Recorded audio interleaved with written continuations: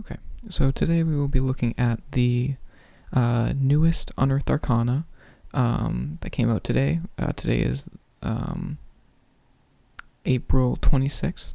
The new 1D&D playtest 5, which I have on the right here, just came out today. So I was going to be taking a look at it, comparing it to some of the things from the original 2014 Player's Handbook, which I have here on the left, and I'll give you any insights that I may have.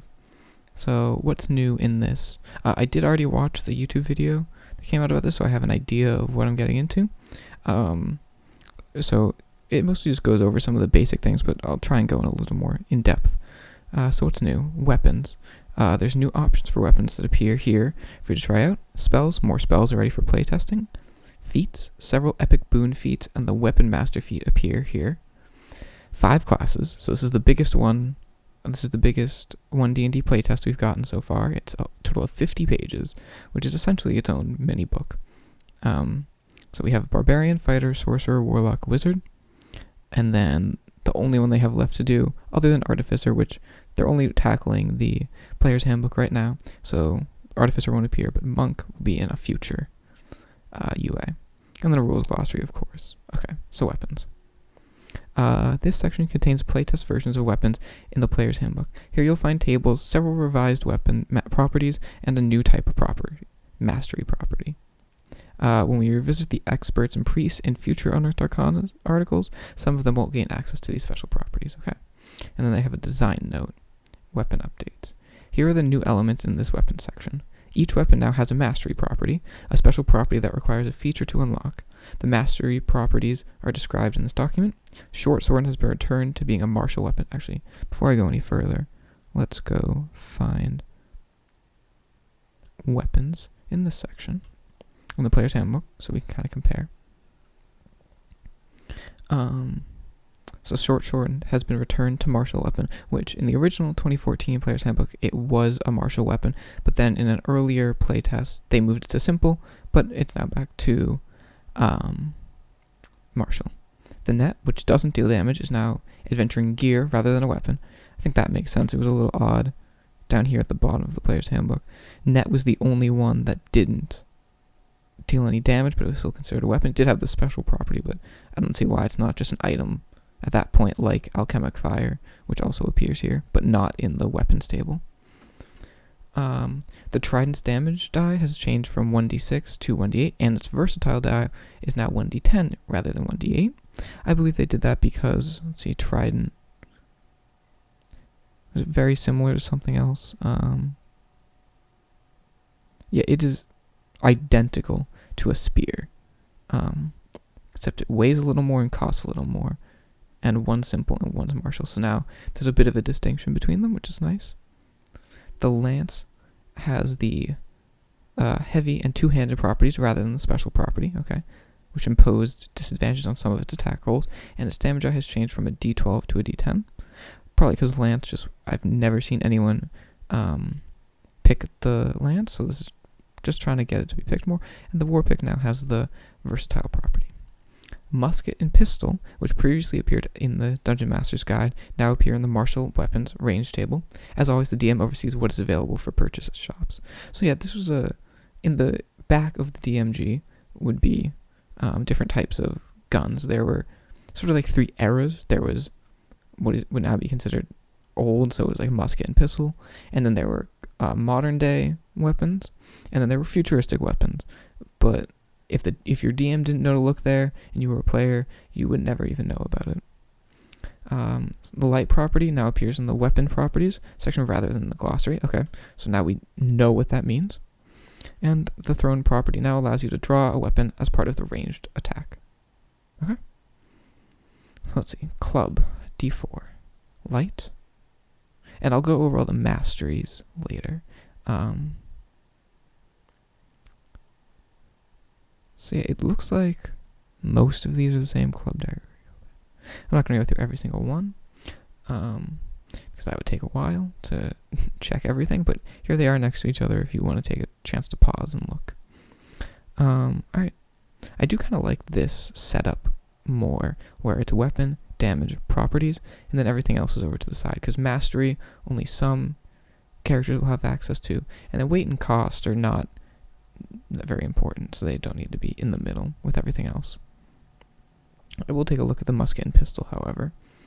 It's a D12 for the musket, ammunition, loading, two-handed. So the loading property, which was, that's always been something. So it looks like you'll have to reload every shot, which is probably why they went with the musket and pistol and didn't do something where it was like a revolver that would have multiple shots before you have to reload. Okay, let's look at the light property. When you take the attack action on your turn and attack with a light weapon, you can make one extra attack as a bonus action later on the same turn. The extra attack must be made with a different light weapon, and you don't add your ability modifier to the extra attack's damage unless that modifier is negative. Same thing as before. For example, if you take the attack action on your turn and have a short sword in one hand and a dagger in the other, each of which has the light property, you can make one attack with each weapon using your action and a bonus action, but you don't add your strength or dexterity modifier to the damage roll of the bonus action unless the modifier is negative. Okay, that is the same. It's just made much more clear what that does. Because previously, if you look on the left here, it just said, go to this chapter, go to chapter 9. That'll tell you how to do this. So there's almost no point in having it here. And they have thrown. If a weapon has a thrown property, you can throw the weapon to make a ranged attack and can draw that weapon as part of the attack. Okay, that's nice that it's not draw. Okay, that's my turn. Then have to throw. If the weapon is a melee weapon, you use the same ability modifier for that attack roll and damage roll that you would use for a melee attack with a weapon. For example, if you throw a hand axe, you use your strength, but if you throw a dagger, you can use either your strength or dexterity, since the dagger has a finesse property. Awesome. Seems to be the only clarification there was that where is it? Draw the weapon as part of the action. Okay, so now we get to mastery properties, which is completely new. Each weapon now has a mastery property, as shown in the weapon tables above. That property is usable only by a character who has a feature such as weapon mastery that unlocks the property for the character. Here are descriptions of each mastery property. The properties are provided in alphabetical order. If a game feature lets you replace a weapon's mastery property with another, that weapon must meet any prerequisite specified for the new property. So, I believe a new fighter ability is that they can have two mastery properties on like the same weapon. But let's say the blowgun has Vex. Say you wanted to put Cleave on there. Well, it has to meet the Cleave properties. So melee weapon. So automatically doesn't reach that, so you can't do it, and it's not heavy. So that makes things from getting a little broken, because it would be weird for a blowgun to have Cleave. Now let's see what Cleave is. If you hit a creature with a melee attack using this weapon, you can make an attack roll with the weapon against a second creature within 5 feet of the first that is also within your reach. On a hit, the second creature takes the weapon damage, but don't add your ability modifier to that damage unless the modifier is negative. You can make this extra attack only once per turn. So sort of similar to the light bonus action attack, but it's just a free attack to someone right next to you. It can't be the same target. So let's see. What weapons have Cleave? A halberd has Cleave, great axe, and that looks like those are the only two. But makes sense, big heavy weapons you're swinging around, and you can kind of hit two on the way. Flex, versatile property is the prerequisite. When you hit with a melee attack using this weapon, you deal its versatile damage even if you're wielding it with one hand. So that makes it very nice. So let's see what has a flex. Okay, the Warhammer. Normally you would need two hands to do the whole D10 damage. And now, if you have the mastery, you can hold up a shield. Or if you're maybe a cleric or something, you can have your other hand available for casting spells. So that's very nice to have. Graze has to be a melee weapon with the heavy property. If your attack roll with this weapon misses a creature, you can deal damage to that creature equal to the ability modifier that you use to make the attack roll. The damage is the same type dealt by the weapon, and the damage can't be increased in any way other than increasing the ability modifier. So basically guarantees that you do a little bit of damage. Could be good for a really any of these could be good for almost anything, any class. Graze, so a great sword, or glaive. Looks to be all of them.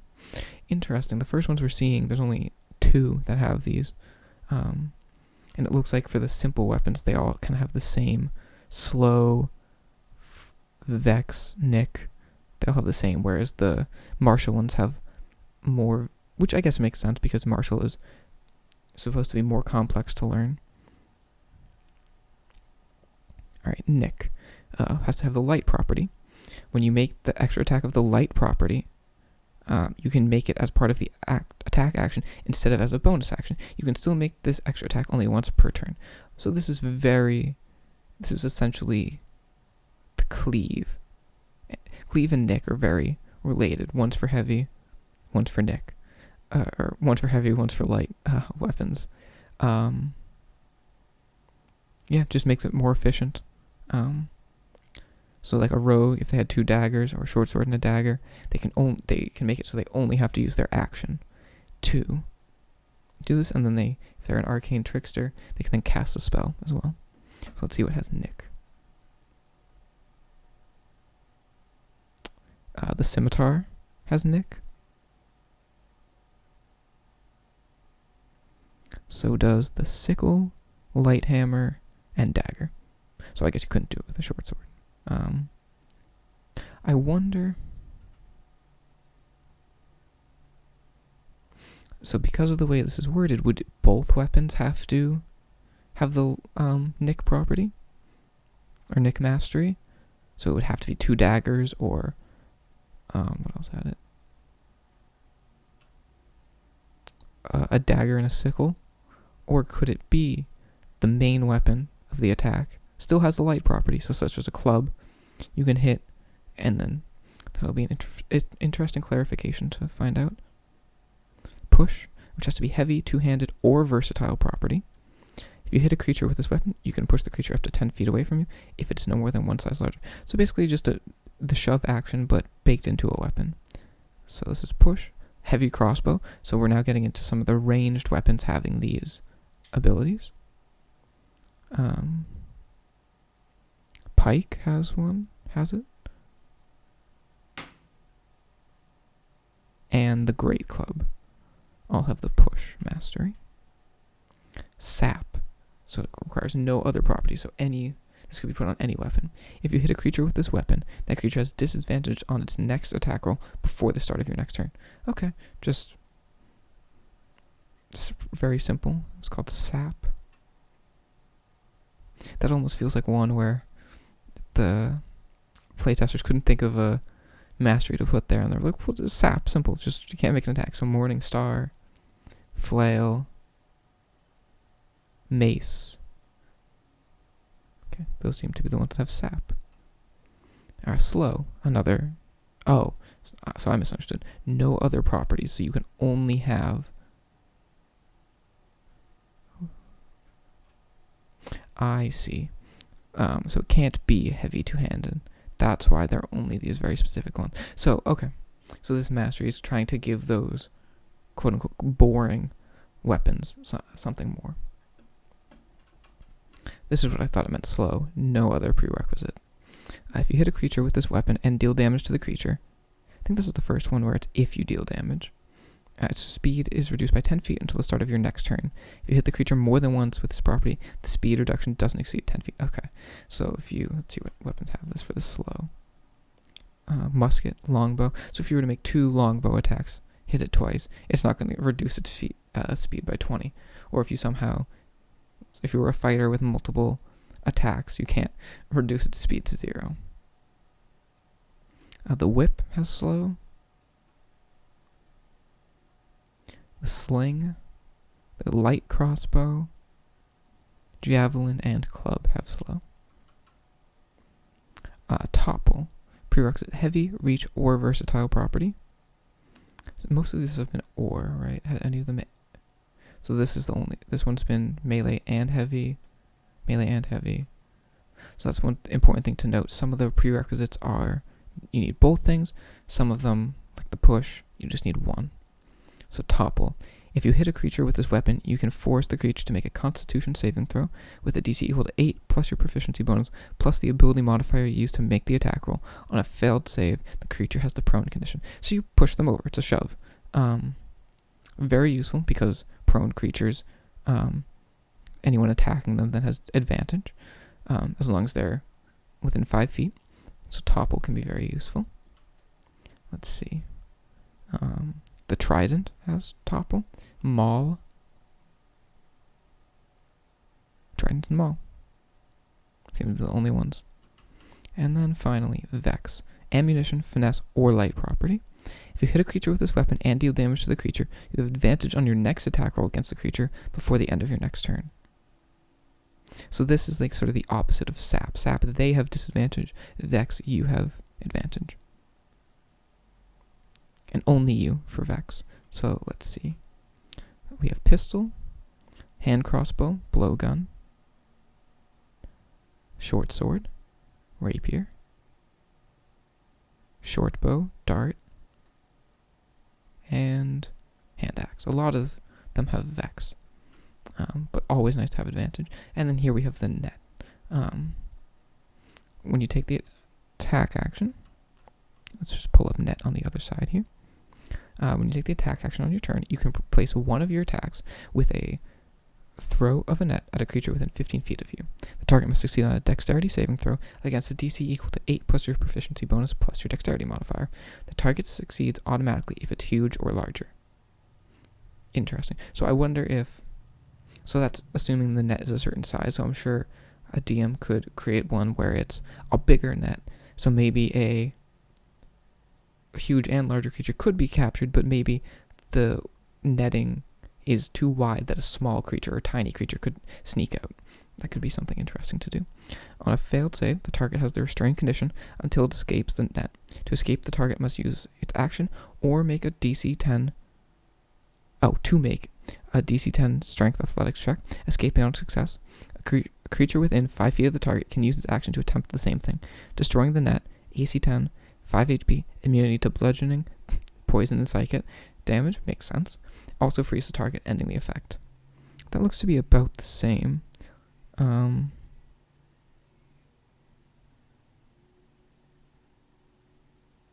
Except that now it is an attack action, whereas previously you could only make the attack with the net.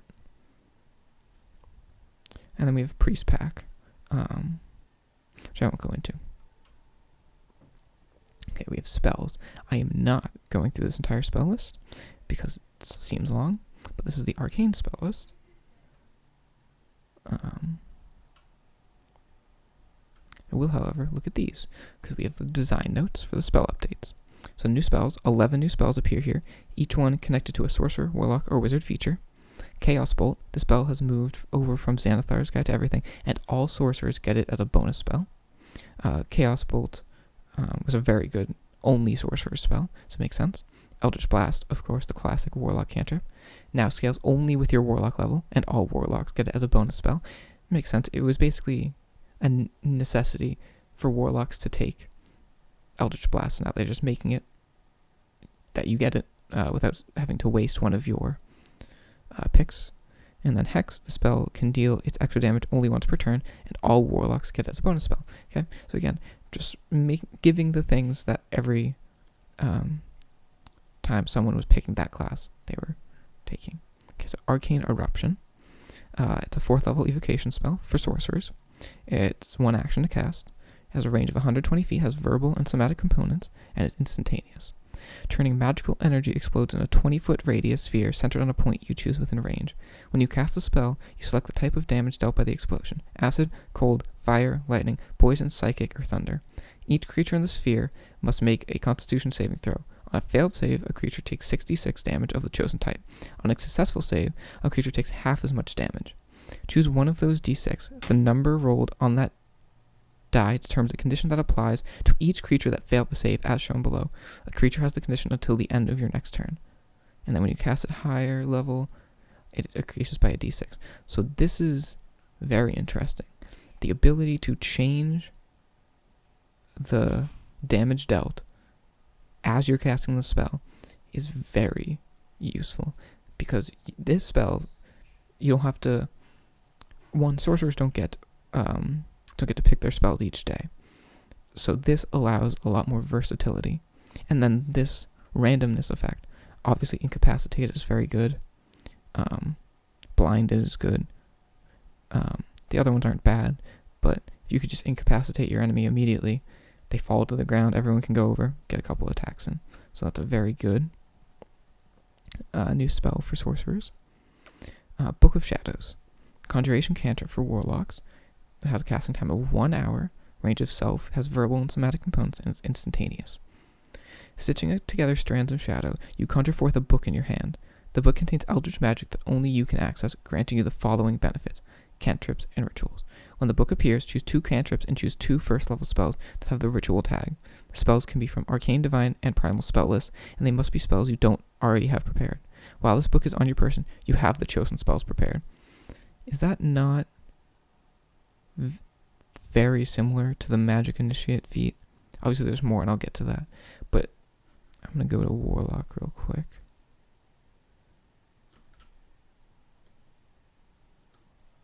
Because I feel like that's also similar to Pact of the Tome.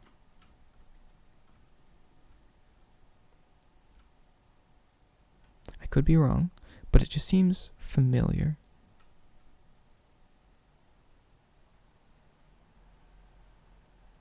Okay, Pact of the Tome was you get 3 cantrips, but this one is you get 2 first-level spells.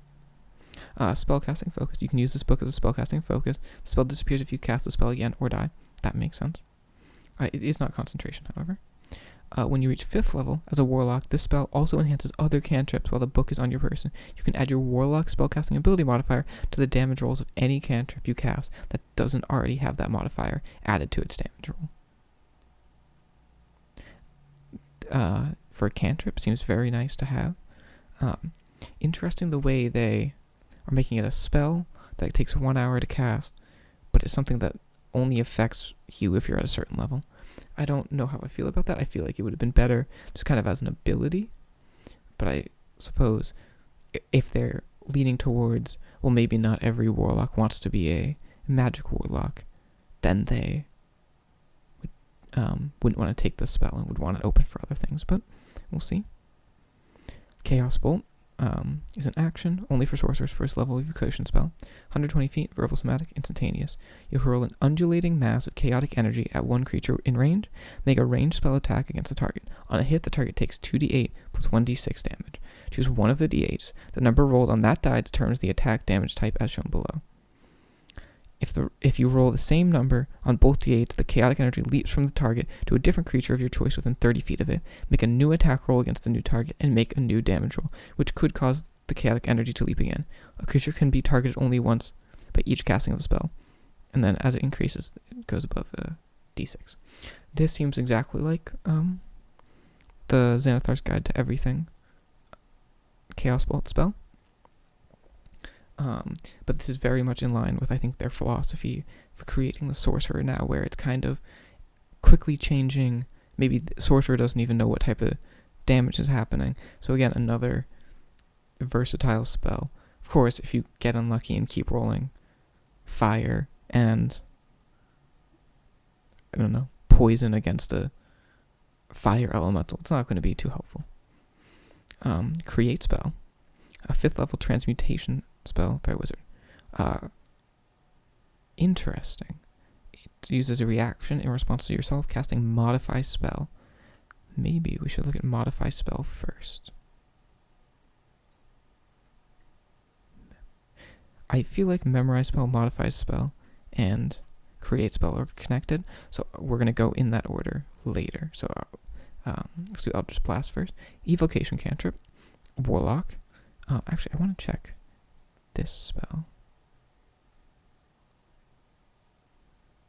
See if it's the same because Eldritch Blast obviously is a very good and powerful spell. So let's see. Action. 120 feet, verbal somatic, instantaneous, only for warlocks. Beam of crackling energy streaks towards a creature within range. Make a ranged spell attack against the target. On a hit, the target takes 1d10 force damage. Cantrip upgrade. The spell creates more than one beam when you reach higher Warlock levels. 2 beams at 5th, 3 beams at 11th, and 4 beams at 17th. You can direct the beams at the same target or different ones and make a separate attack roll for each beam. This seems to be the exact same. 4 beams, 11 at... Yep, that seems to be the exact same. And now let's look at Hex. So glad to see they went the wrong way. Glad to see they haven't touched that. I think they would have had a lot of people would have been angry with them if they had changed the way Eldritch Blast, such a staple, had worked.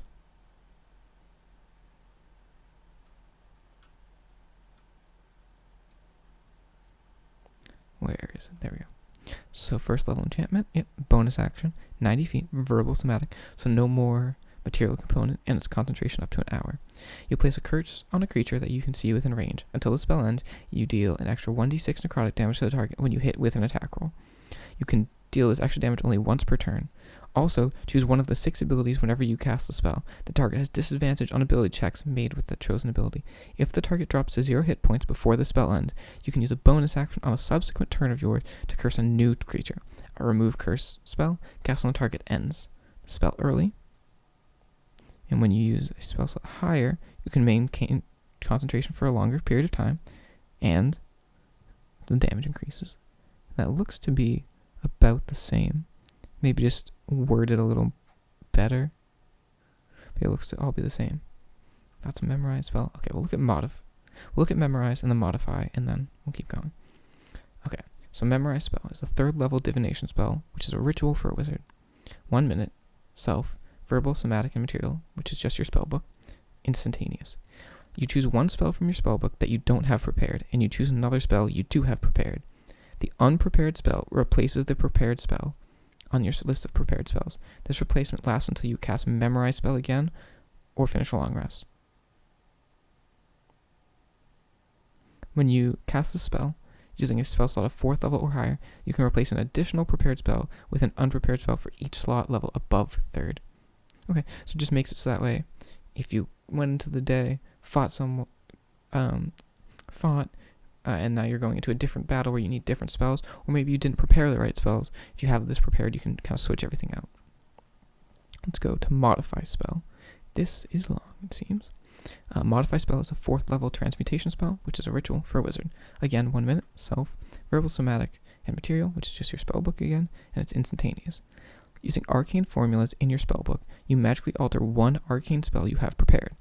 You can change the spell's color, sound, and smell, and you make one of the following modifications to the spell. Okay, this so far just seems kind of like a flavor, but obviously there's going to be more. Components. Remove one of the spell's components, verbal, somatic, or material. You can't remove the material component of a spell that consumes that component. But it seems if it's a cost and doesn't consume, you could do it. Concentration. If the spell requires concentration, damage can't break your concentration on the spell. That could be very powerful. Damage type. If the spell has a damage type, replace it with one of the following types: acid, cold, fire, lightning, necrotic, poison, or thunder. If the spell has multiple damage types, you can change only one of them. Okay. Range. If the spell has a range of at least 5 feet and doesn't have a range of self, increase its range by a number of feet equal to 30 times your wizard level. Okay. If the spell lacks the ritual tag and has a casting time of at least 10 minutes, give it the ritual tag. Targets. If the spell affects one or more creatures and doesn't have a range of self, it now affects only your allies or enemies. Choose which when you cast a spell. The spell alteration lasts until you cast modify spell again or you finish a long rest. This altered version of the spell can't be added to a spellbook or spell scroll without first casting create spell. When you cast a spell using a spell slot of 5th level or higher, you can choose an additional... Okay. This spell seems slightly broken. The big one I'm thinking is if you can get rid of concentration, then you could have... I'm trying to think. You could be controlling someone with a dominate type spell, and you could have... I can't think of the possibilities at the moment, but I feel like being able to concentrate on 2 concentration spells could be very powerful. Of course, this only lasts for a long rest, but still seems powerful. It does take a minute, but still. Alright, create spell. reaction in response to yourself casting modify spell, self, verbal somatic arcane, material, and arcane focus, which the spell consumes, oh wow, worth at least 1000 GP per level of the spell altered by modify spell, concentration up to 1 hour.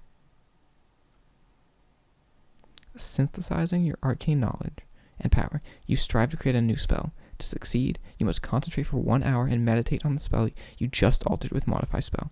Otherwise, the spell fails. If you succeed, you must start casting scribe spell. Okay, gotta go look at that one next. Within the next 10 minutes, and add the altered spell to your spellbook. Once the spell is in your spellbook, it becomes one of your known spells. It gains the wizard source tag rather than the arcane tag, and it gains a name of your choice. Okay, wow. So, of course, this is costly. So if you want to have one of those alterations around for longer, it's gonna cost you, and it's not gonna be easy. But let's see what scribe spell is now. I'll come back to everything else. Just seems these all are connected. Okay, it's a first level transmutation spell, ritual by a wizard. Casting time 2 hours per level of the scribe spell. So I wonder if this is replacing the sort of weird rules about writing a spell in your spell book. Instead, now it's a spell you cast. Verbal somatic material, a quill, a book, and 50 gold pieces of fine inks per level of the scribe spell. The spell consumes the inks, and it's instantaneous. Channeling magic through quill and ink, you scribe an arcane spell in your spellbook or a blank book worth at least 50 gold pieces. The scribe spell must be of a level for which you have spell slots, and the book must lack the spell. As you magically scribe the spell, you must copy it from another spellbook or a spell scroll, or you must have it prepared. If you copy it from a spell scroll, the scroll is destroyed. If you have the spell prepared, the casting time and components costs are half. If you have the spell prepared, the casting time and component costs are half. Okay. When the scribing is complete, the spell becomes one of your known spells in the book, appearing on its own page if the book was out of pages. This spell appears in a cipher that is understandable only to you or someone casting Identify or Scribe spell. And if the book was blank before the scribing, that book is now your spellbook. Okay, so it does seem that will be replacing the way that wizards learn spells. So you would... So let's say you want to modify it. So I'm just thinking of the implications of this. That was a first level, 2 hours. So you could modify a spell to remove its concentration.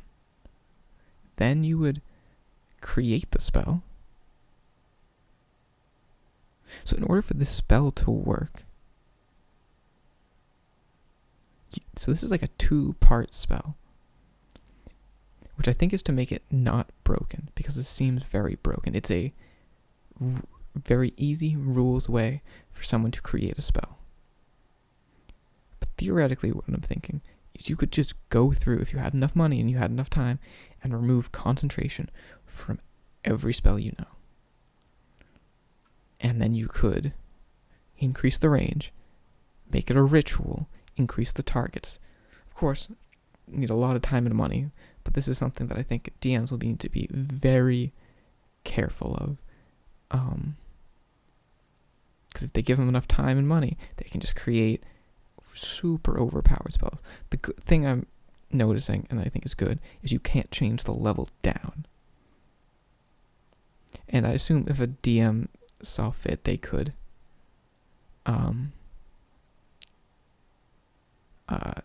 raise the level 1. But of course, this is very... As a player, this sounds awesome. But as a DM, this scares me. Okay. That just... Wow.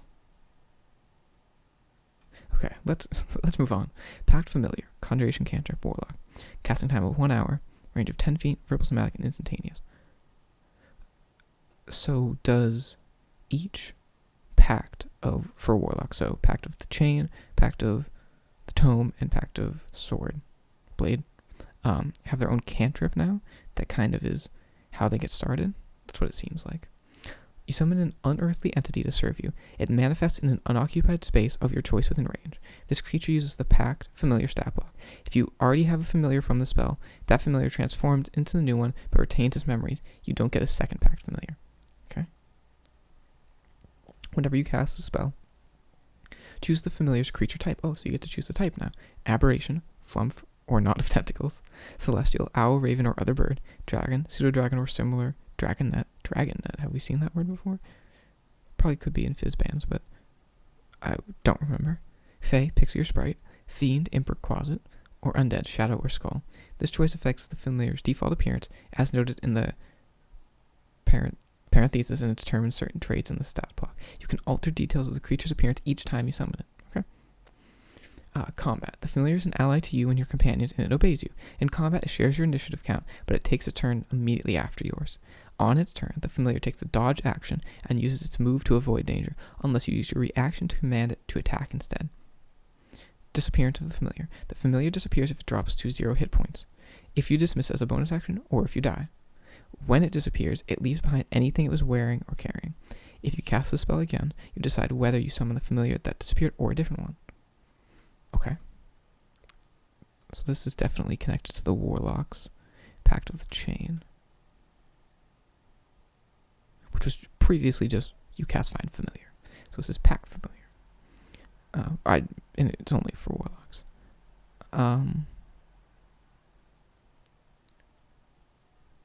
Remote viewing. As a magic action, you can see what your familiar sees and hear what it hears until the end of your next turn. No range on that. Cantrip upgrade. Starting when you reach 5th level as a Warlock, you can communicate telepathically with your familiar as long as you two are on the same plane of existence. So that is worse. Because previously, with a familiar, you could communicate with it as soon as you cast it, which is a 1st level spell. Now you have to be 5th level to communicate with it telepathically, but it's as long as you're on the same plane of existence. Now, this part confuses me. Is this also at 5th? It would make sense if it wasn't, that as long as you were viewing through it, you could talk to it. But that's a little confusing. Okay, so it's a Pact Familiar. Tiny Aberration, Celestial, Dragon, Fae, Fiend, or Undead. Choose when you cast a spell, and its ending alignment. Its AC is 10 plus your spellcasting ability modifier, and the hit points are 5 plus your Warlock level. And hit dice equal to d4s of your... 40 feet. 45 feet. Okay. Low charisma, low strength. Not too bad. Dex or wisdom. Fair enough con, intelligence. It cannot be charmed or exhausted. Has dark vision out to 120 feet. Passive perception of 12. Has telepathy out to 120 feet, only between you and the familiar. So can it talk to you always, but you can't always talk to it telepathically? Proficiency bonus is your bonus. You can add your proficiency bonus to any ability check or saving throw that the familiar makes. Okay. Oh, so it's attacks. Or it's actions, I should say. A melee spell attack called Eldritch Strike is your spell attack modifier. Has a reach of 5 feet, 1 target, 2 plus half your Warlock level, rounded up. Damage of a type determined by the familiar's type. So, Aberration, Acid, Celestial, Radiant, Dragonfire, Fae, Psychic, Fiend, Poison, or Undead, Necrotic. And the familiar has the invisible condition until the end of its next turn. Okay, so it can just go invisible. Okay. Seems interesting. The communication part is just confusing to me. If it works that you can communicate with it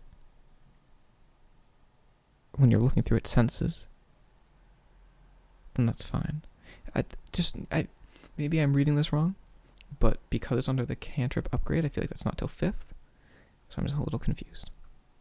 Okay, Pact Weapon. So this is definitely Pact of the Blade. Conjuration Cantrip. Action. Self. Somatic. 24 hours. Tracing Arc. Oh yeah, let's see. What was the other one? Duration Instantaneous.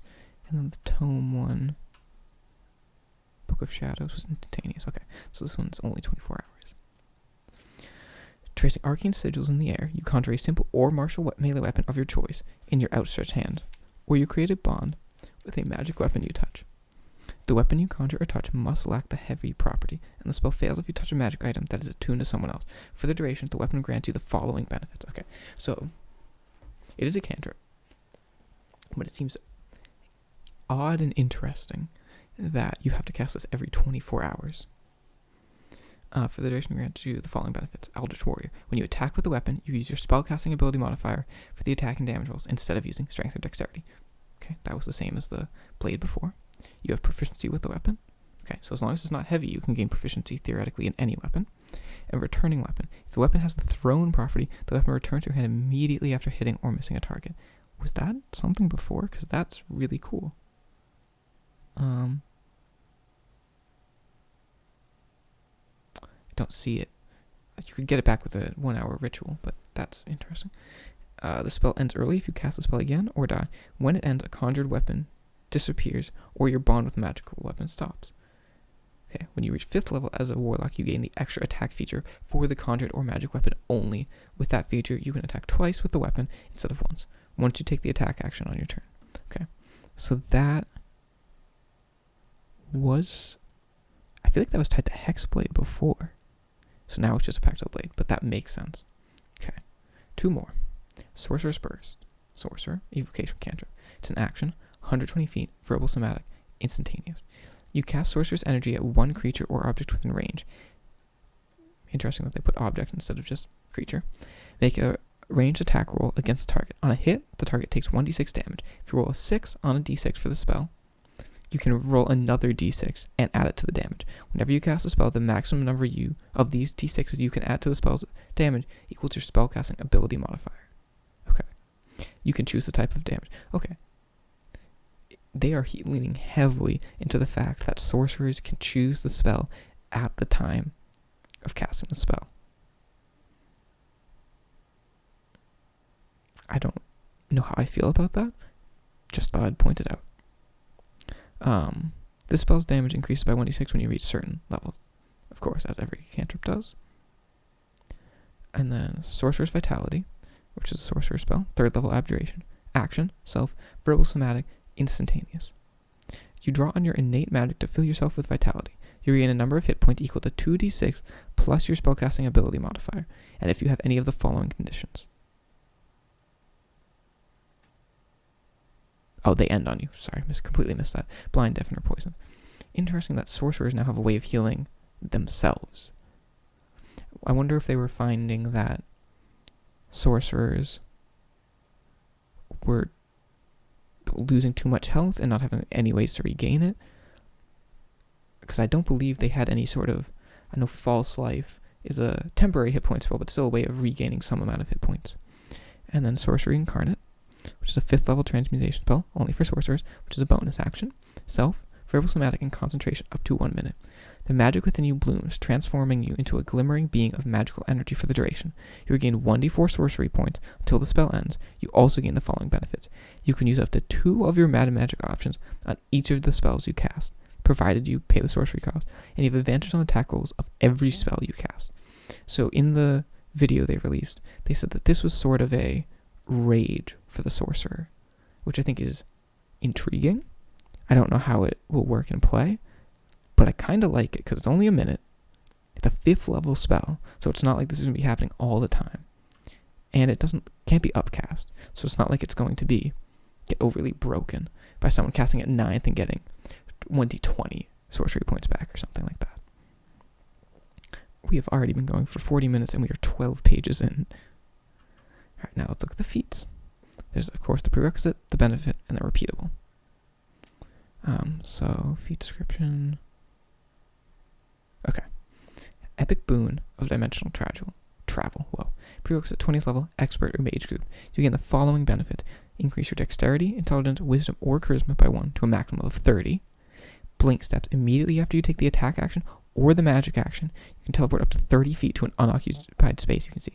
So essentially a free Misty Step that you can do often.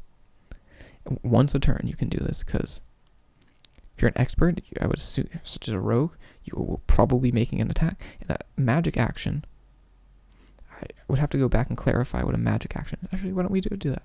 There should be a glossary at the bottom of this. See what magic actions are. When you take the magic action, you magic something by casting a spell that has a casting time of an action. Okay, that was what I was looking for. So with this, obviously it's an epic boon, so it's supposed to be powerful. But you cast a spell, teleport 30 feet, as long as it's an action.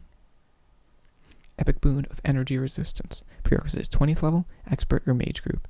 You gain the following benefit. Increase your constitution, intelligence, or wisdom, or charisma by 1 to a max of 30.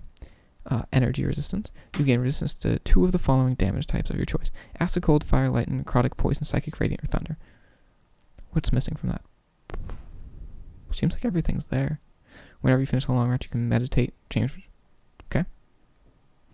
When you take damage of the type to which you have resistance, you can use your reaction to direct damage of the same type toward another creature you can see within 60 feet of yourself that isn't behind total cover. If you do so, the creature must succeed on a dexterity saving throw, DC equal to 8 plus your proficiency bonus plus the ability modifier of the score increased by this feat, or take damage equal to a 2d12 plus your constitution modifier. You should also note, these are only increasing by 1. Normally, if you're doing like an ability score, it increases by 2. But because of the power of everything else you get, I understand it being 1. Okay. Epic boon of irresistible offense. You have to be an expert or warrior, 20th level. Increase strength or dexterity by 1 to a max of 30. Bludgeoning, piercing, slashing damage you deal always ignores resistance. That's nice. When you roll a 20 on a d20 for an attack roll, you deal extra damage to the target equal to the ability score increased by this feat. The extra damage type is the same as the attack type. You can benefit only once per turn.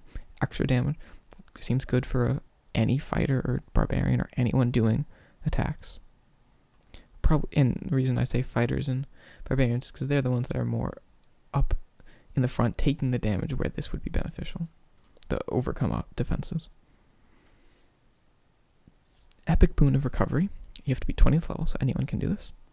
You gain the following benefit: increase your constitution by 1 to a max of 30. Last stand. When you would be reduced to 0 hit point, you can drop to 1 hit point instead and regain a number of hit points equal to half your hit point maximum. Wow. Once you use this benefit, you can't use it until you finish a long rest. So, first part of that is a death ward, but then you come back at half health. Very nice.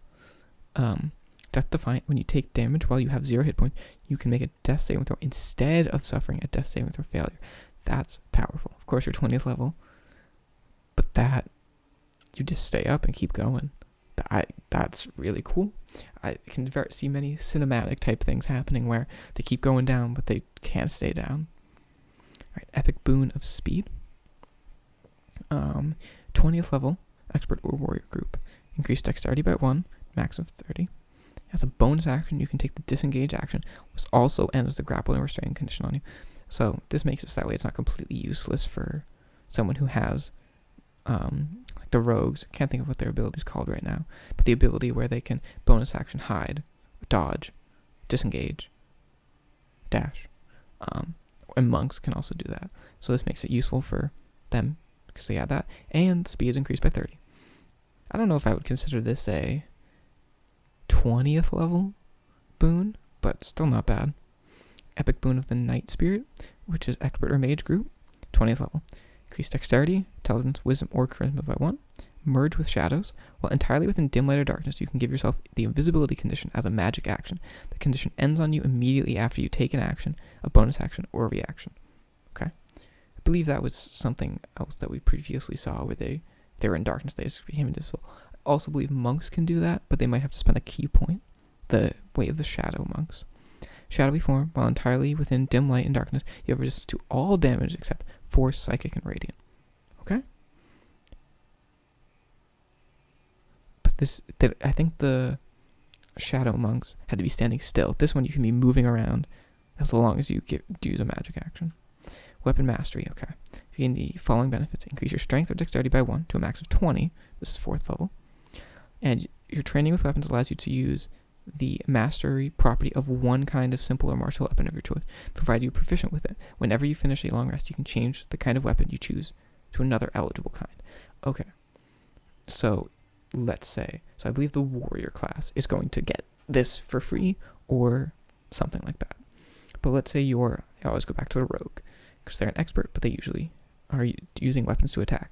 So if you want this at 4th level or above, you can take it, and then say you're using a dagger one time, take a long rest, now you have attuned to a short sword, you can use that one. Alright, that's nice. I'm waiting to see if it encroaches too much on the warrior group identity too much. Okay. Barbarian. So warrior, strength. I'm not reading this, because it seems that's just the flavor text. But let's pull up the other barbarian. The original barbarian.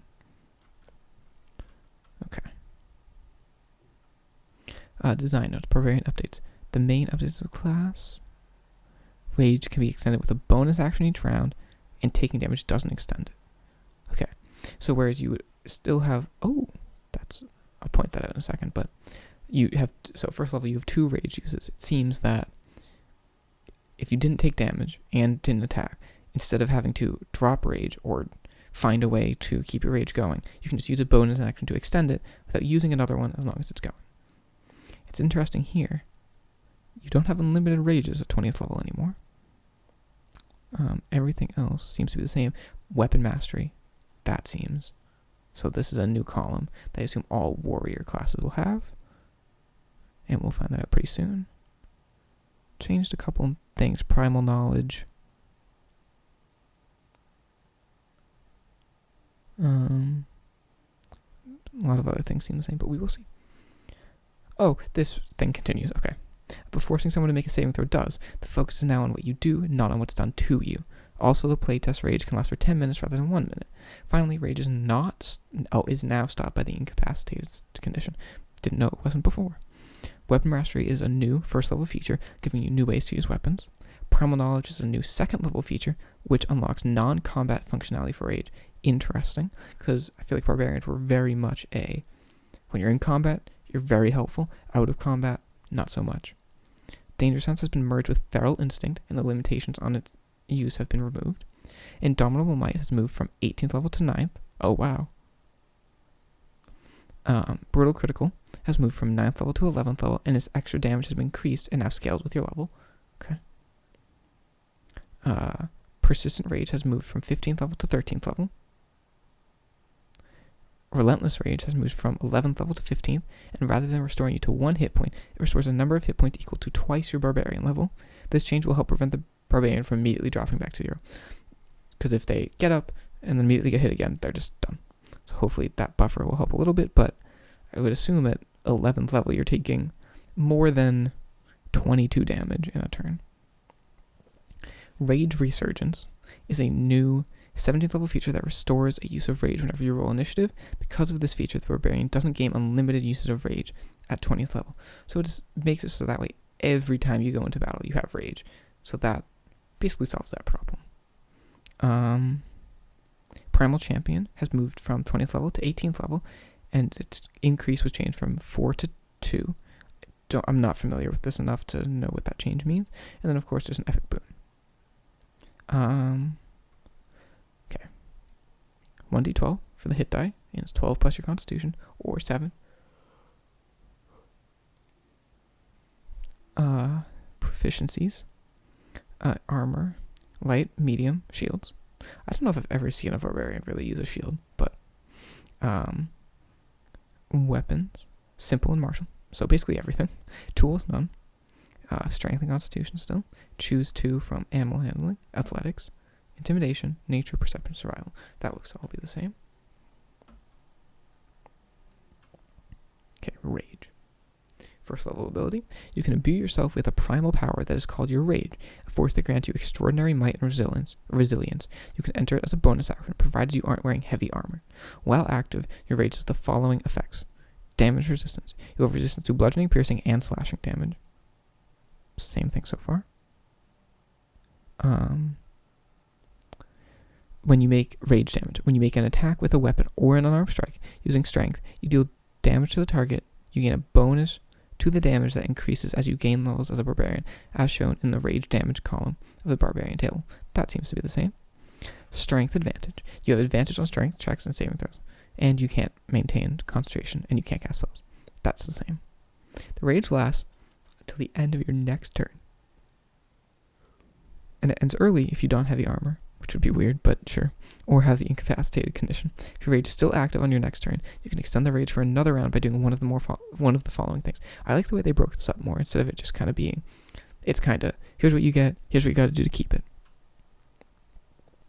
Make an attack roll against an enemy, force an enemy to make a saving throw, or take a bonus action to extend your rage. The force an enemy to make a saving throw is a new one, I believe.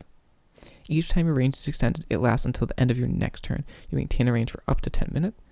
You can enter range the number of times shown in your barbarian level for your barbarian in the raid. Yep. Okay. Unarmored defense. 10 plus dex plus con. Shield still gain benefit. Okay. Weapon mastery. Your training with weapons allows you to use the mastery property of 2 kinds of simple or martial melee weapons of your choice, such as great axes and hand axes.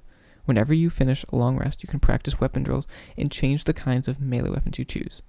When you reach certain levels in the class, you gain the ability to use the mastery properties of more kinds of weapons as shown. Okay. Sorry. Primal Knowledge is a 2nd level ability. You gain proficiency in another skill of your choice from the list of skills available. Okay. In addition, while your rage is active, you can channel primal power when you attempt certain tasks. Whenever you make an ability check using one of the following skills, you make it as a strength check, even if it's normally used a different ability: acrobatics, intimidation, perception, stealth, or survival. When you use the ability, your strength represents primal power coursing through you. So I think this is kind of like... So some people, myself included, when they would DM, if a barbarian or wanted to make an intimidation check, usually that's a charisma-based thing. But it doesn't always seem right that someone enormous, who may not be verbally terrifying, is physically imposing, so they'd allow strength to be used.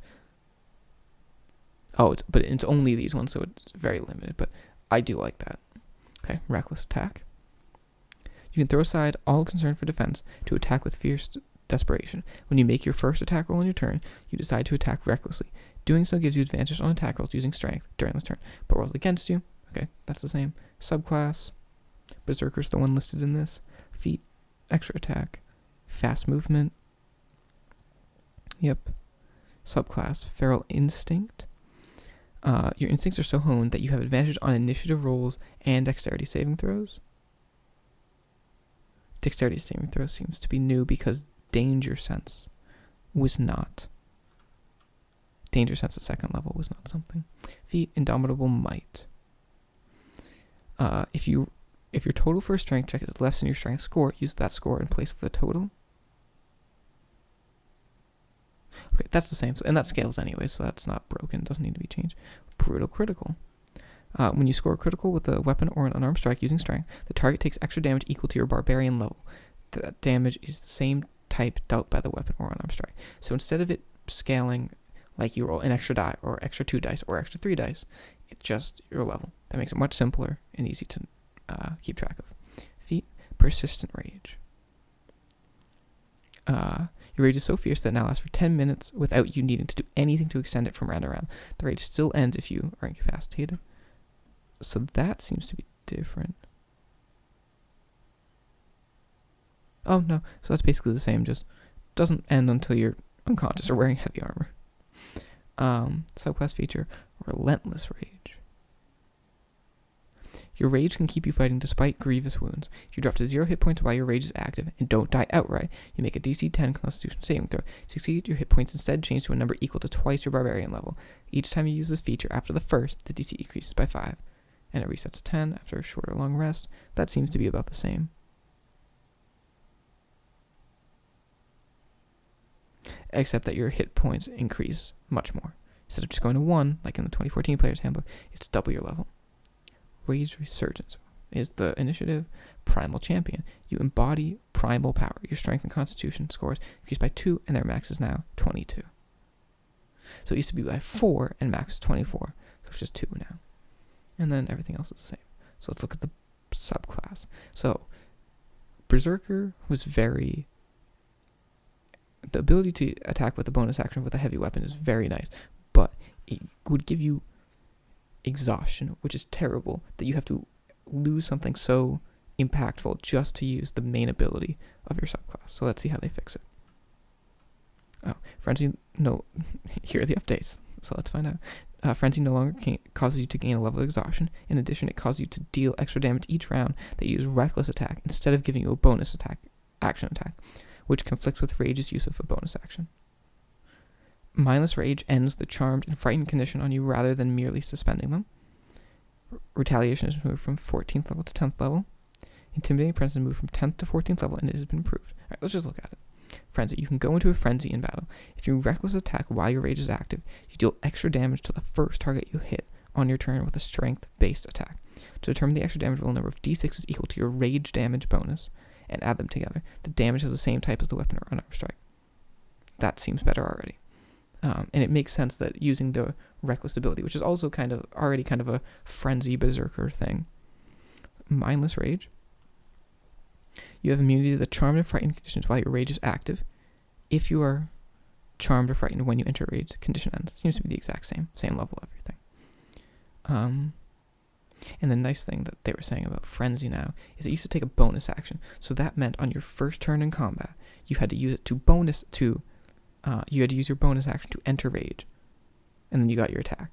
And you basically wouldn't be able to use your frenzy ability until your second turn. And at that point, maybe you get 1, maybe 2 more turns. So would it have been worth it to even frenzy and get that level of exhaustion? Hard to tell, but now they're just removing that. Retaliation. When you take damage from a creature that is within 5 feet of you, you can use your reaction to make 1 melee attack against the creature using a weapon or an unarmed strike, which seems to be about the same. Intimidating presence, which is always kind of weird, but now this would also continue rage because it is a saving throw. As an action, you can strike terror into others with your menacing presence. As you swell with primal power, when you do so, each creature of your choice within 30 feet of you, or 60 feet of you if your rage is active, must make a wisdom saving throw, 8 plus proficiency bonus plus strength modifier, provided the creature isn't behind total cover. On a failed save, a creature has the frightened condition for 1 minute. At the end of each of the frightened creature's turn, the creature repeats the saving throw, ending the effect on itself on a successful save.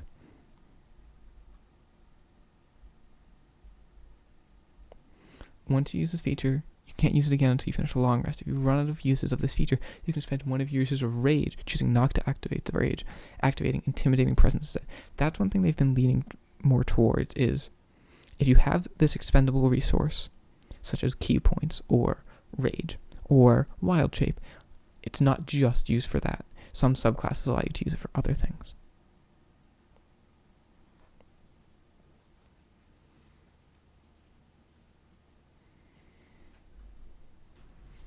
The next class is Fighter, which is, of course, Warrior, Strength, or Dexterity. Won't be reading this, and I'm not going to read the updates. Sure, I'll read them real quick, actually. Persuasion has been added to the class list of skills with an eye on the fantasy archetype of Persuasion Warrior who leads others. Second Wind can now be used more than once between long rests without requiring a short rest. Weapon Mastery is new. Axe and Surge, only fighter-themed action. Weapon Expert, 7th level feature. Indomitable, reroll, equal to your fighter level. Weapon Adept is a new 13th level feature. So the focus of a fighter seems to be weapons and the way in which they can be used. Unconquerable is a new 17th level feature. 3 extra attacks and move from 20th to 18th. And Epic Boon, of course. Okay. Let's take a quick look. Second Wind is now a new column.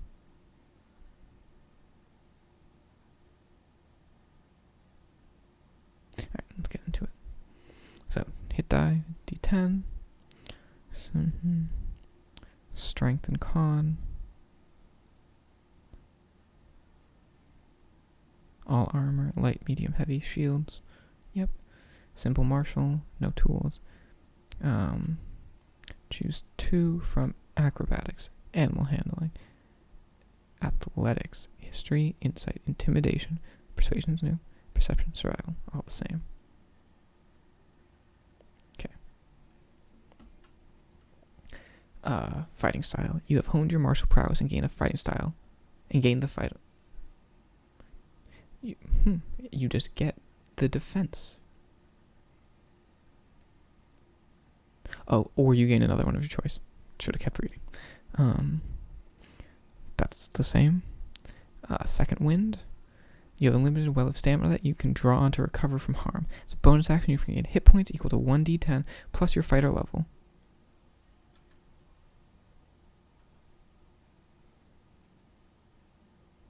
Yep. You can use this feature twice, and you regain all expended use when you finish a long rest. Previously, it was short or long rest and only once. And you gain more uses of it as you level up. Okay, Weapon Mastery. Same thing as before. Action Surge. You can push yourself beyond your normal limits for a moment. On your turn, you can take one additional action, choosing from the following action options: attack, dash, disengage, dodge.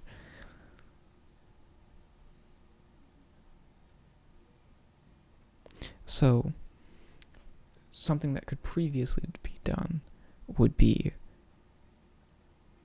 when you bonus action, or when you action surge, you could use your extra action to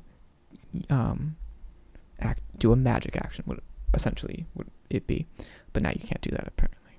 Which, I get that they're trying to make it more fighter-centric, but I don't know how I feel about that. Okay, fighter subclass, which is the champion. We'll look at that later. Extra attack at 5th. Feat subclass. Weapon expert. You have honed your use of weapons up to an art. Whenever you finish a long rest, you can choose one of the kinds of mastery weapons you're using and replace its mastery property with another mastery property. The chosen kind of weapon must qualify for the new property. For example, you could replace the longsword's flex property with the push property. The property change applies only for you and not for others, and the change ends. Okay, so that's nice. They can really choose what kind of style they want, so that's nice. Indomitable. If you fail a saving throw, you can re-roll it with a bonus equal to your fighter level. If you do so, you must use the new roll. You can't use this feature again until you finish a long rest. So previously it was just a re-roll, but now it's a re-roll and a bonus. 2 extra attacks at 11th. Yep. Weapon adept. You're a master of weapons. When you use your weapon expert feature on a kind of weapon, so that's the changing the property, you can give that kind of weapon 2 properties rather than 1, but you then use only 1 property at a time. Whenever you make an attack roll against a target with that kind of weapon, you decide which of the 2 properties to apply. You make this decision before the attack hits or misses. That's very nice. So even more, they're definitely trying to make the martial classes more akin to spellcasters, where they have more things to choose from and more things to play with, instead of just being, okay, I attack, okay, that's my turn. And then spellcasters are like, well, I want to cast this spell, and they spend forever. I say this as someone who loves to play magic classes. Improved action surge. You can now do it twice at 15th level, which was 17th before. Feat. Unconquerable. When you're in great power, you can tap into a deep well of resilience within yourself. If you fail a saving throw and your abdominal feature is expended, you can use it again by expending a use of your second wind, which also heals you. Wow. So you second wind and indomitable all at once. 3 extra attacks at 18th. And then, okay. Now we look at champion. Adaptable Vigor is a new 3rd level feature, giving non-combat utility. When the lower rated has been replaced by Adaptable Victor and Heroic Warrior. Fighting style has been moved. New 6th level feature and enhanced. Okay. Adaptable Victor. Victor. You've studied your friends and foes alike and learned that victory relies on adaptability. Whenever you finish a long rest, you can gain proficiency in 1 skill from those available to this class at 1st level, as you remind yourself of past lessons. This proficiency lasts until the end of your next long rest. So you just get another proficiency that you can swap out. Improved critical. When your attack roll with a weapon is a critical of 19 or 20, same thing. Additional fighting style, which I believe was a 10th, but now 6. Heroic Warrior. The thrill of battle drives you toward victory. Once per combat, you can give yourself heroic advantage if you start your turn without it. So you just get advantage. Always nice. Your attack rolls with weapons and arms strikes now 18 to 20. Yep. Would you get even earlier? 10th level here. Previously was 15th level. And then 14th Survivor. Defy death. You have advantage on death saving throws. Moreover, when you roll an 18 to 20 on a death saving throw, you gain the benefit of rolling a 20. That is much better. And at the start of each of your turns, you regain hit point equal to 5 plus your constitution modifier if you have no more than half your hit point. And you don't get it if you have 0. So previously it was just kind of, if you're kind of low, you get hit points, which is nice, but it was kind of lacking. Now, if you are on death's door, you have a better chance of surviving and even popping back up. Okay, Sorcerer.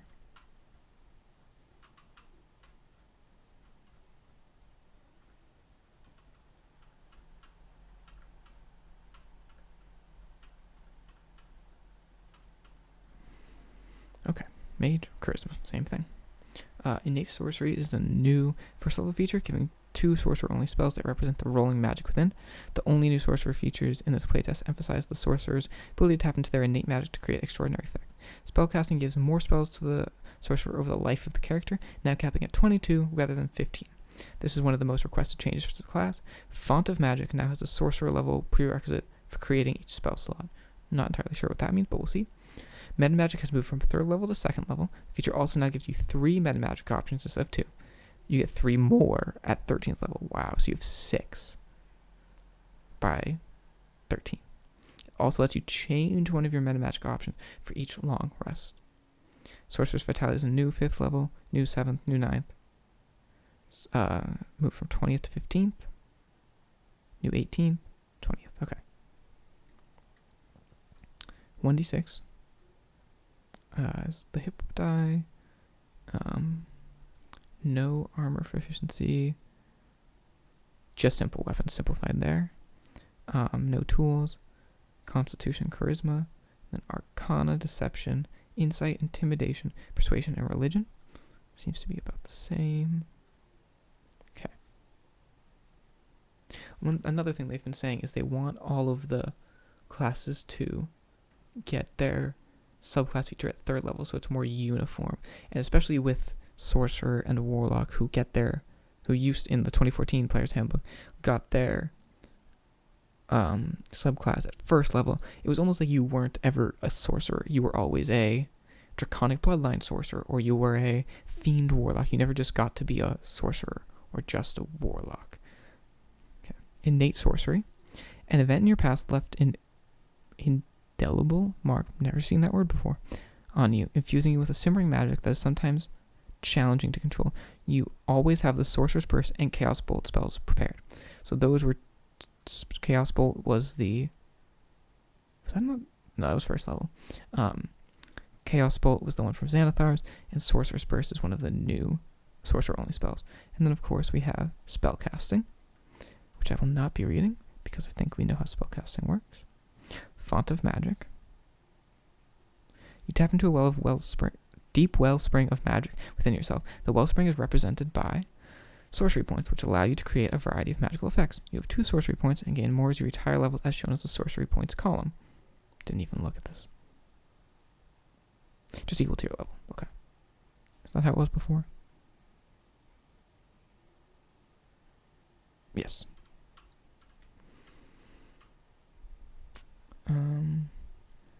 You can never have more sorcery points than shown on the table for your level. You gain all spent sorcery points when you finish a long rest. You can use your sorcery points to gain additional spell slots, or sacrifice spell slots to gain additional sorcery points, as described below. You want other ways to use sorcery points and some other sorcerer features. Looks to be the same. Let's check this table. So they now added that you have to at least be this level in order to convert, which makes sense. I think they previously just had it stated that if you don't already have those spells available to you, you can't just create it. All looks about the same. Meta Magic, because your magic flows from within you, you can alter your spells to suit your needs. You gain 3 Meta Magic options from Meta Magic options. You can use 1 Meta Magic option on a spell when you cast it, unless otherwise noted. Cool. And you can replace a Meta Magic on a long rest. Subclass, feat, Sorcerer's Vitality. You can use your innate magic to heal yourself. Okay, so it looks like a bunch of these sorcerer-only spells you just get given. I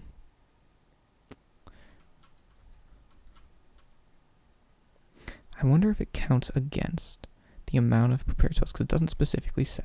And I would like it to say this does count against, or this doesn't count against. Get the Sorcerer Incarnate, which is like the rage sort of thing. You get 3 more Meta Magic options. And then at 15th level, you regain 4 expended sorcery points whenever you roll initiative or finish a short rest. That's nice. Feat. Arcane Apotheosis. You are now so suffused with magic that you can alter reality yourself. You always have the wish spell prepared, And if you undergo the spell's casting stress, you have no chance of losing the ability to cast the spell. In addition, you can cast... What? In addition, you can cast Wish to replicate a spell of 1st through 8th level without expending a 9th level. You instead expend a spell slot of the replicated spell's level. Once you use a wish in this way... Whoa.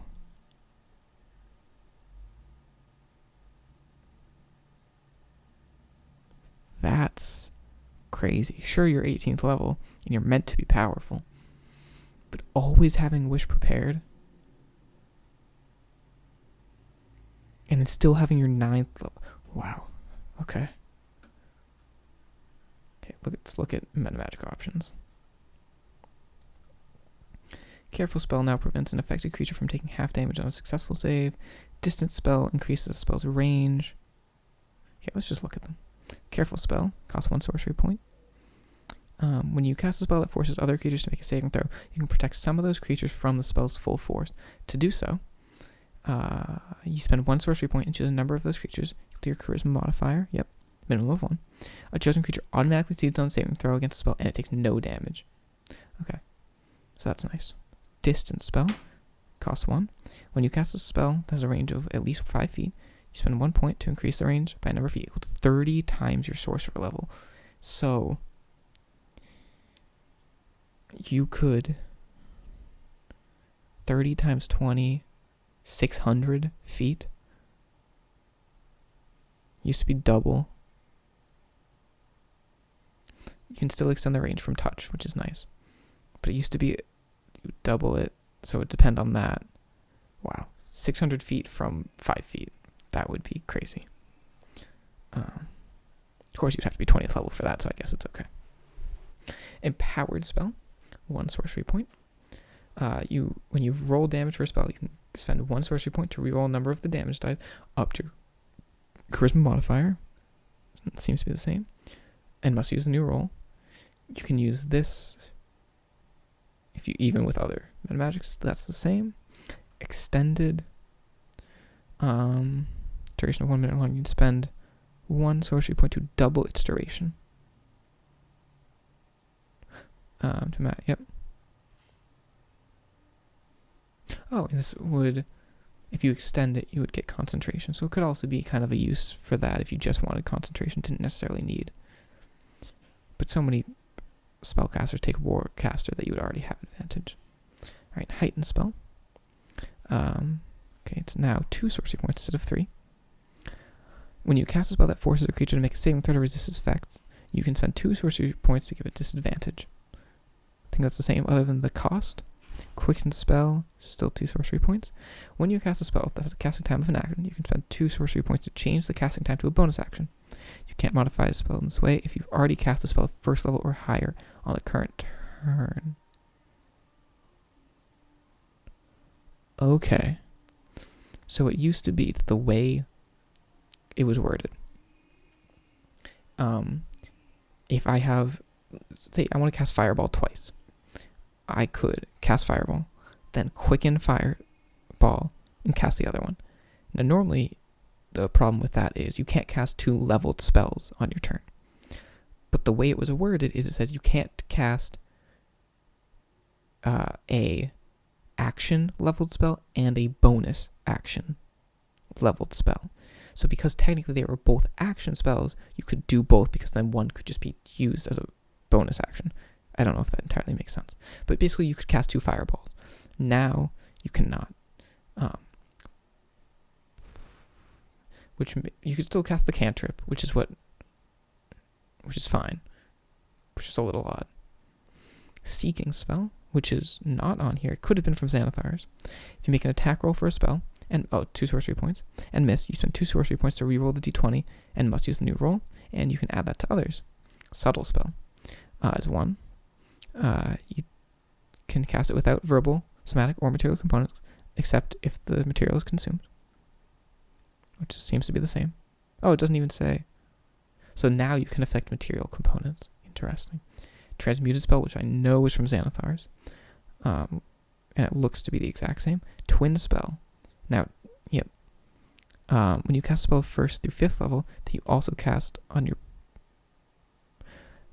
When you cast a spell of 1st through 5th level that you also cast on your previous turn by expending a spell slot, you can fuel this turn's casting of the spell by expending a number of sorcery points equal to the spell's level rather than expending a spell slot. Oh, okay, so that's different. So it still takes... So it takes 2 actions. So you're basically casting the spell twice for action economy, but you can spend sorcery points to not have to cast it. Interesting. I think that's beneficial overall. Alright, let's look at Draconic Sorcery. Okay.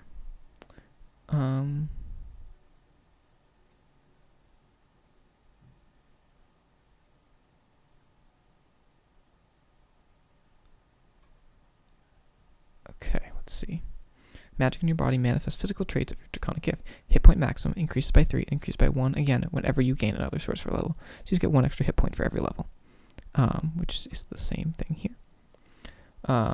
Parts of you are also covered by dragon-like scales. While you aren't wearing armor, your base armor is 10 plus dex plus charisma. Previously it was just 13 plus dex, but now charisma's in there. Interesting. Dragon speech. Your Draconic gift causes your speech to be understood by all creatures of the dragon type, and you understand their communication. Previously, you just learned Draconic. This is much more powerful. And you had your proficiency bonus doubled on charisma checks. I think this is better, though, because you can talk to something that normally can't be talked to. Elemental affinity. Your Draconic magic has an affinity with one of the damage types associated with dragons. You have resistance to that damage, and when you cast a spell that deals damage of that type, you can add your charisma modifier to 1 damage roll of that spell. Okay. Now doesn't cost a sorcery point. Draconic Exhalation, which is new. Once per turn, when you cast Sorcerer's Burst, so your essentially rage feature, you can exhale in a 15-foot cone rather than selecting a target within range. To cast the spell in this way, you must choose the damage type associated with your element. Okay. When you do so it's basically you make a breath weapon attack while also casting the spell. So you cast an improved spell. Dragon Wings. Your innate magic can now manifest a spectral draconic wings on your back while you're sorcery incarnate. Oh, I believe that was actually the rage. So this is what I said before about this being the rage sort of sorcerer thing. I believe this is the sorcerer's rage thing. You sprout those wings, gain a fly speed equal to your speed, and can hover. In addition, at the end of each of your turns, you can flap the wings to release magical energy, dealing damage to each creature of your choice within 50 feet of you. Damage is... Okay. Flying is always good. 14th level for, I believe the spell lasts for a minute. Beneficial. I'd say that's pretty good. Okay, on to Warlock. Almost done. Okay. Intelligence, Wisdom, or Charisma. So now you can choose what you want your ability to be. Part of the mage group. Let's check. Another important thing. Sorcerers now have as close to standard spell slots. They don't have magic anymore. They have spellcasting. Cantrips look the same. Spells prepared look the same, essentially. Oh, it's prepared spells instead of spells known. And invocations are increased by 1 at the end. Okay. Main updates. Medium armor. Pact Boon moved to 3rd. Pact Magic is replaced by spellcasting. Eldritch Invocation's higher. Mystic Arcanum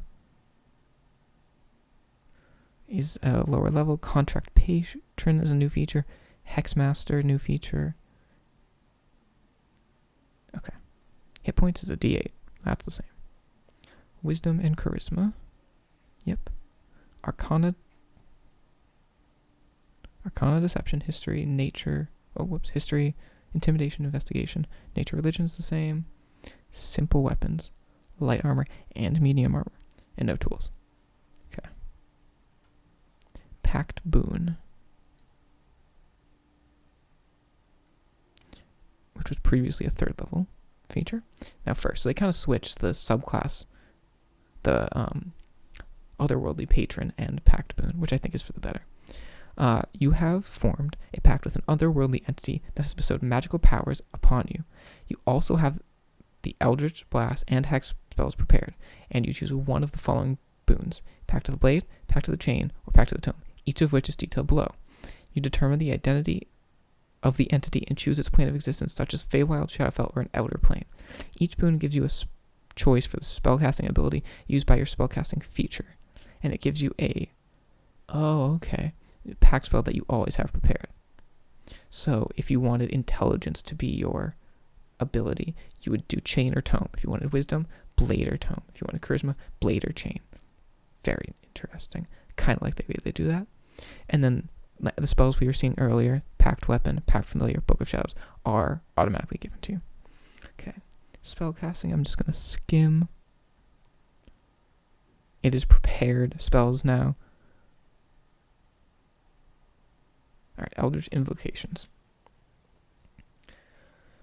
In your study of occult lore, you have unearthed Eldritch Invocations, fragments of forbidden knowledge that imbue you with an abiding magical ability or other lessons. You gain 2 Eldritch Invocations of your choice from the Eldritch Invocation Options section later in this class description. You can't pick the same invocation more than once unless an invocation description says otherwise. If an invocation has a prerequisite, you must meet it to learn the invocation. You can learn the invocation at the same time that you meet its prerequisite. For example, if an invocation requires you to be 5th level Warlock, you can select the invocation when you reach 5th level. When you gain certain Warlock levels, you gain more invocations of your choice, as shown in the invocation column of the Warlock table. Yep. Additionally, whenever you gain a Warlock level, you can choose one of the invocations you know and replace it with another. So flexibility seems to be a big thing they're leaning towards, where you can constantly change out what you're using, which I think is somewhat beneficial, because if you didn't know what you were getting into, let's say you prepared all underwater spells and invocations, and like you were prepared to be underwater, and then nope, you're not underwater anymore. All of those are useless, so not being able to change those could be detrimental. You can choose, replacement, or if the invocation says missing.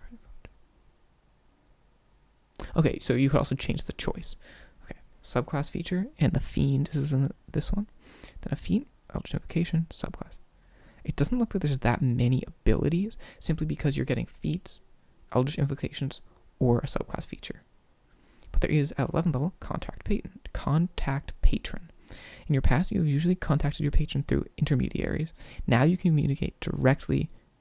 You always have the Contact Other Plane spell prepared.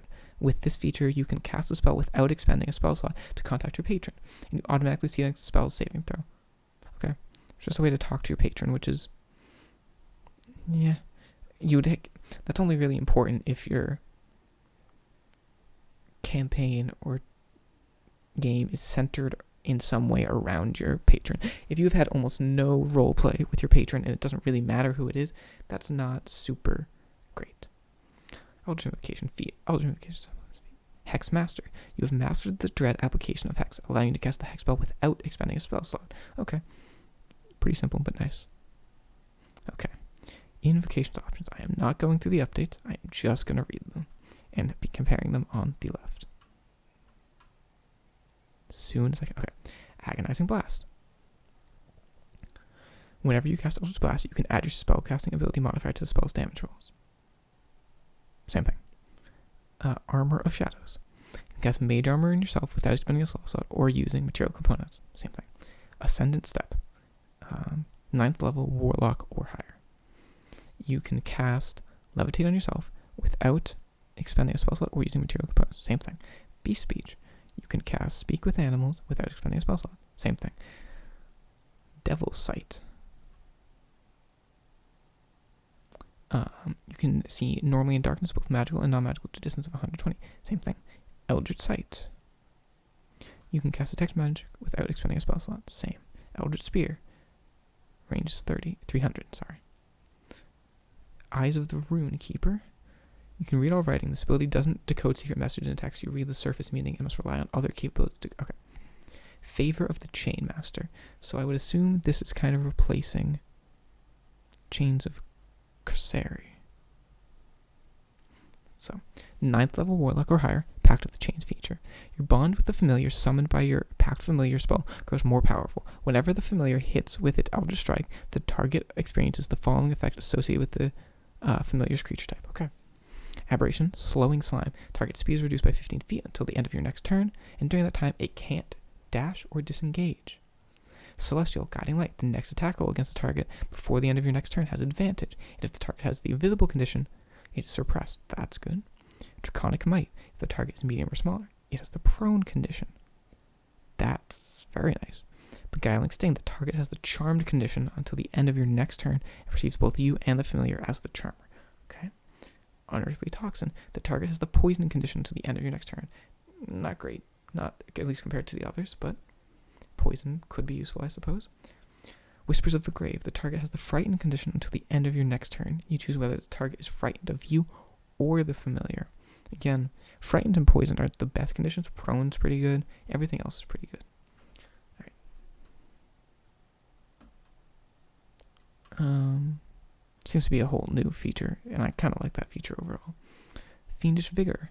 You can cast False Sight on yourself without spending spell slot or material components. Same thing. This one does not specify first level anymore. This on the originally is specified first level, but I would assume it means first level. Gaze of Two Minds. You can use a bonus action instead of an action to touch a willing humanoid and perceive through its senses until the end of your next turn. As long as the creature is on the same plane of existence as you, you can use a bonus action on subsequent turns to maintain the connection, extending the duration until the end of your next turn. While perceiving through the other creature's senses, you benefit from any special senses possessed by that creature. You can cast spells as if you were in your space or the other creature's space. That got more powerful.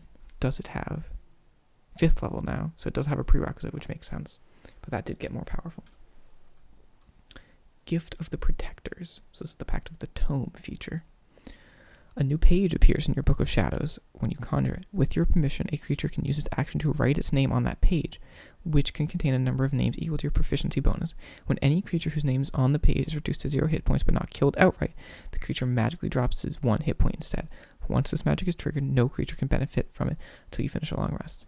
And you can erase. That was something in here.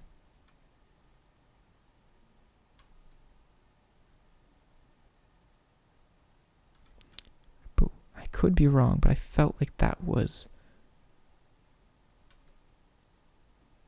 I'm trying to find it in the original.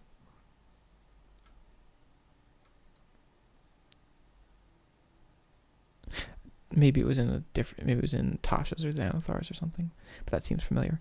Hexer. When you cast Hex, the range is 600 feet. And you have advantage on any Constitution saving throw you make to contain. Okay. 600 feet seems a little excessive, but sure.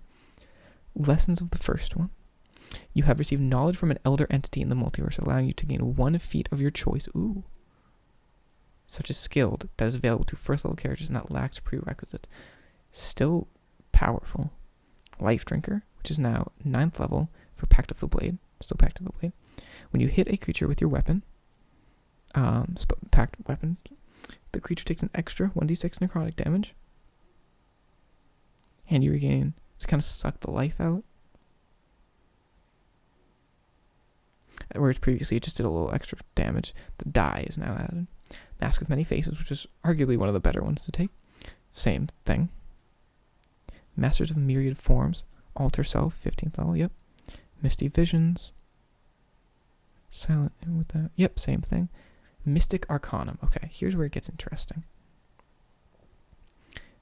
Your exploration, because Mystic Arcanum used to be the ability that allowed Warlocks to gain 6th, 7th, 8th, 9th level spells. But now it is a Eldritch Invocation. Your explorations of the arcane have unlocked magic within you. Choose 1 spell from the arcane spell list that has a level for which you qualify, as shown in the Mystic Arcanum table. Locate for your Warlock level on the table to see the maximum level that your spell can have.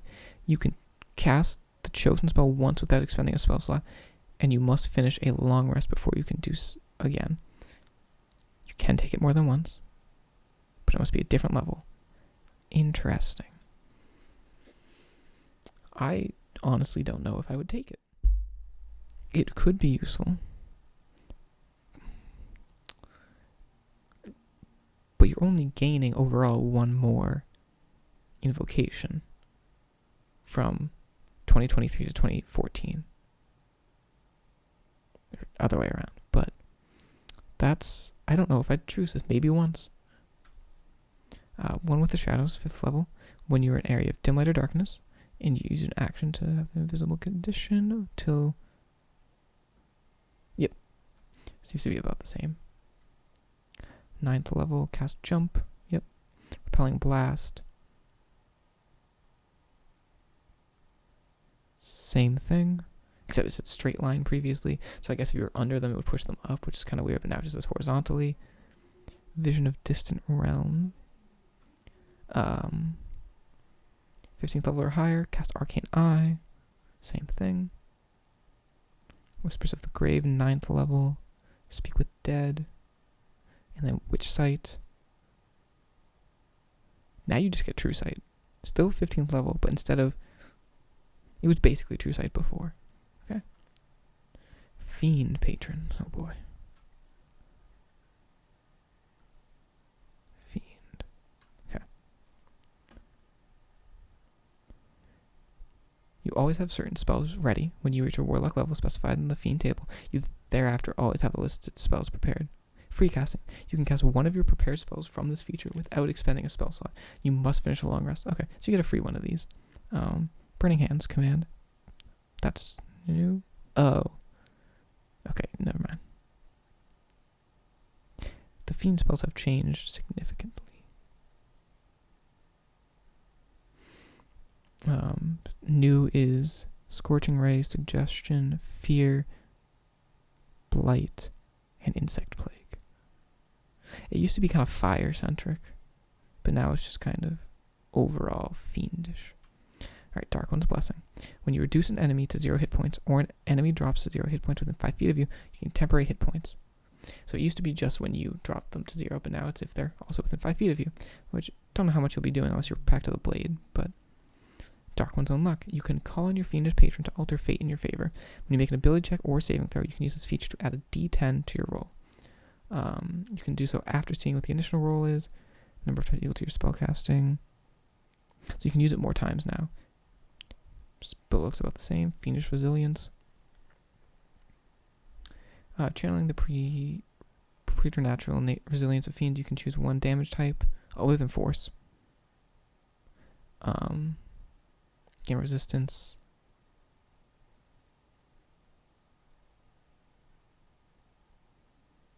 Seems odd that they say no force, but okay. Looks to be about the same otherwise. Hurl through Hell. When you hit a creature with an attack roll, you can use this feature to instantly transport the target through the lower planes. The creature disappears and hurls through a nightmare landscape. I forgot about this ability. Just in the regular 2014 Player's Handbook. At the end of your next turn, the target returns to a space it previously occupied, or the nearest unoccupied space. If the target is not a fiend, it must make a wisdom saving throw against your spell save DC. Failed save, 10d10 psychic, success half, can't use it until you finish long rest, or you expend a 4th level to use it.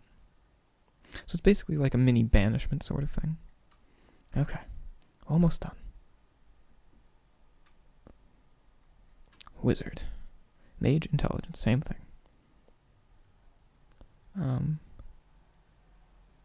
It now has prepared casting, so I think almost everyone has prepared casting now.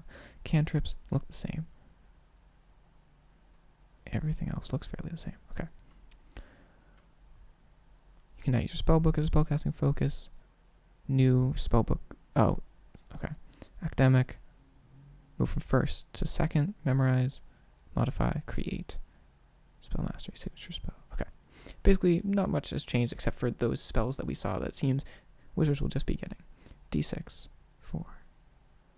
Intelligence, Wisdom. Arcana, History, Insight, Investigation, Medicine, Religion. Simple weapons altogether. Tools, none. No armor. Okay. Spellcasting. Looks to be about the same. Prepared spells. Okay, that looks to be the same. Wizard's Spellbook. Your wizardly apprenticeship culminated in the creation of a unique book, your spellbook. It is a tiny object that weighs 3 pounds and it contains 100 pages, each of which can hold a spell. This magic book holds the wizardly spells you know, and it is a repository for your arcane findings. Writing in a magic cipher using the spell Scribe spell. Okay. So previously it was in this sidebar, which was fairly important. the book worked. I don't know why it wasn't in everything, but now it's just a spell, which I think could be better, especially since it's a cantrip. Book is vital to your spell. Known spells. Your spell book contains the spells you know of first level and higher. It starts with the following spells: Scribe spell and 6 other first level spells of your choice from the arcane spell list. Instead of choosing spells, you can have your book contain the following spells. Yeah. On your adventure, you might find other spells. Use Scribe spell. Ritual caster. Creating another book. Book's appearance. Okay.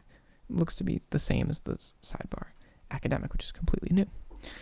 Your time as a scholar has equipped you to recall a broad range of lore. When you take the study action, you have advantage on any intelligence check as you make as part of that action. Okay. So you're just better at knowing things. Arcane recovery, which is moved. You'll learn to regain some of your magical energy by studying your spellbook. When you finish a short rest, you can choose expended spell slots to recover. Spell slots can have a combined level that is equal to or less than half your wizard level. Then can be above 6. Looks to be about the same. Subclass, feat, memorize spell. In your magical research, you've unlocked the secrets of memorize spell and add that spell to your spellbook.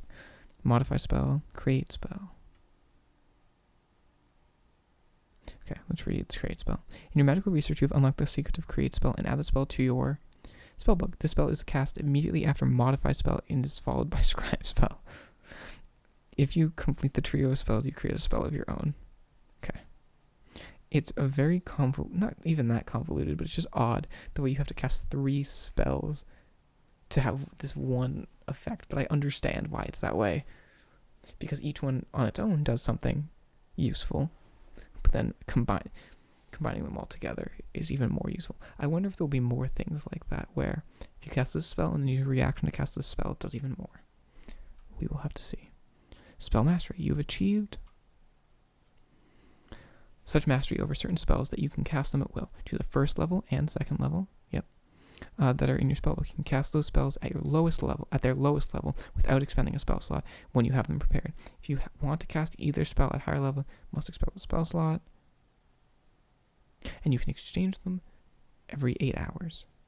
Oh, that was the same as before. Okay. Feat, signature spells. Gain mastery over 2 powerful spells. Choose 2 third level spells. Yep. Always have them prepared. Cast them without spending a spell slot. Yeah, that seems to be about the same. Just an earlier level. Okay, subclass. It's Evocation. Okay. Evocation Savant. Choose 2 evocation spells from the arcane spell list, each of which must be no higher than second level. Add the spells to your spellbook without needing to cast Scribe spell. Okay, and you can cast them faster. Cast Scribe spell faster for evocation spells. Sculpt spells.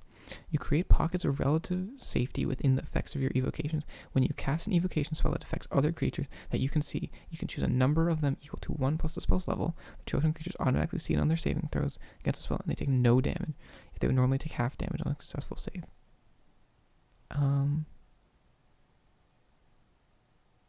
Seems about the same. Still fairly good. Potent cantrip. Your damaging cantrips affect even creatures that avoid the brunt of the effect. When you cast a cantrip of a creature and miss, no additional damage. Seems the same. Empowered evocation. Seems to be about the same. And then overchannel. Increase power of your spells. When you cast an arcane, first level through 5th. You can deal maximum damage. And every time after. Yep, that looks to be exactly the same. Okay, now we're on to the rules grossly, which I don't think I'm going to go through because this has been nearly a 2-hour long video. And I have my opinions. I am excited to see where everything goes. I am not as scared as I may have once been about what would be coming for the next edition of D&D. There are still some things I'm questioning. I think overall everything is much more balanced and much more enjoyable, especially the fact that weapon mastery is a thing now. But yeah, I will see you guys later.